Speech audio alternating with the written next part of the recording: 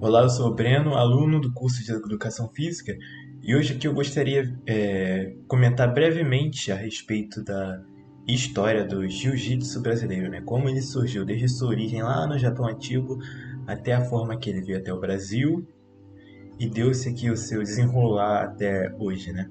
Mencionei antes para falar do jiu-jitsu brasileiro hoje, nós devemos voltar lá no Japão bem antigamente mesmo, onde existia uma arte marcial chamada Jutsu, que significa Ju, significa suave, Jutsu, arte, juntando, pode ser traduzida como arte suave ou arte da suavidade. Era uma arte marcial antiga que era muito praticada pelos samurais para que eles pudessem se defender sem o uso da sua espada, né? Ela não era uma arte assim tão padronizada como algumas artes hoje em dia, tipo o próprio jiu-jitsu, judô, o karatê, que possuem lá sua lista de golpes, né?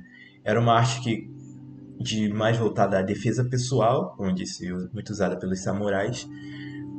E ela dividiu em cinco escolas também, e assim cada escola tinha seu estilo. Daí, surgindo do Jujutsu, nós avançamos um pouquinho ao Japão para conhecer um rapaz, né, que não é muito famoso, chamado Jigoro Kano. E ele era aluno de Jujutsu, né? Ele era um praticante de Jujutsu. E através do Jujutsu, o Jigoro Kano, ele juntou algumas técnicas, ele retirou outras também, né? Aqueles eram consideradas, entre aspas, mais violentas, eram muito mais agressivas, né? Para a sua base, no qual ele viria futuramente a moldar o que é o Judo, né? Partindo de alguns golpes, principalmente dos golpes de projeções, chaves, estrangulamentos. Ele usou essas técnicas, combinou, moldou para formar hoje em dia, lá pela volta mais ou menos de 1882, o que é o judô hoje. Mas o que Jigoro Kano, judô, jiu-jitsu tem a ver com o jiu-jitsu brasileiro? É muito simples, porque antigamente, antes da internet, quando um mestre ele gostaria que sua arte fosse conhecida fora ali do seu ambiente, por exemplo, no caso do judô, fora do Japão, ele não tinha canais para divulgar, né? Ele não fazia propaganda no Instagram como muita gente faz hoje em dia, né? Então, para poder divulgar a sua criação, a sua arte, seu caminho, sua filosofia, suas técnicas, eles pegavam seus alunos e mandavam-os em expedições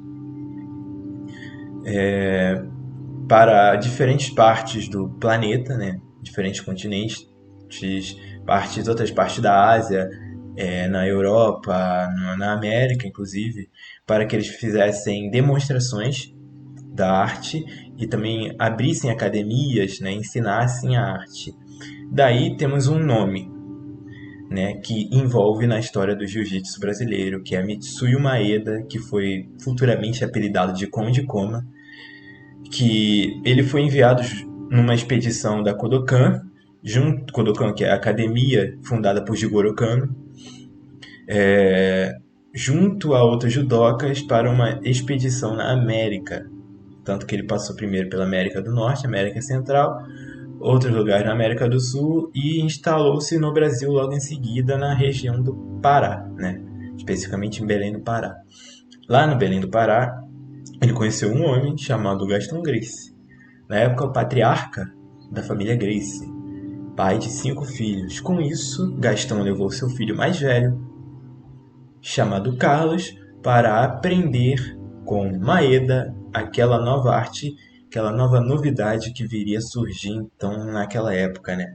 Junto com isso, logo depois os seus irmãos também aprenderam e um destaque está em Hélio Gracie, que junto com Carlos, né, foram um dos grandes percussores e nomes que moldaram o jiu-jitsu brasileiro, ou seja, o jiu-jitsu brasileiro foi moldado com base no judô, principalmente desenvolvido principalmente pelo Hélio para o seu biotipo, né? Porque eles eram muito assim baixinho e franzinos, é só pesquisarem uma luta, por exemplo, o Hélio Gracie quando lutou contra o Kimura, pode perceber a diferença que há entre esses dois, né? O Hélio sendo muito mais baixinho e magrinho e o Kimura parecendo o Golias, a luta de Davi contra Golias, né?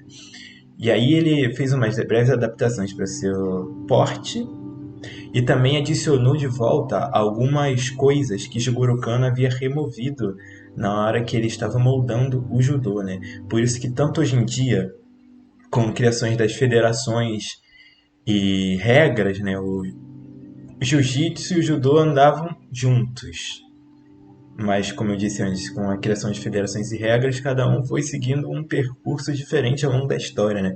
Por exemplo, hoje em dia, golpes que no judô são proibidos, como por exemplo os golpes que chamamos de catada de perna, né, com pegada nas pernas. Por exemplo, o morotegari, também chamado de double leg ou baiana, hoje em dia no judô é proibido, porque já não se pode mais fazer pegada na perna do oponente. Porém, no jiu-jitsu é liberado. Kataguruma também, por causa da pegada na perna. Tanto que a variação de Kataguruma hoje no judô é totalmente diferente, né? Sem usar a pegada na perna. E antes do fim do vídeo, eu vou deixar aqui umas demonstrações de golpes, né? São 3 golpes.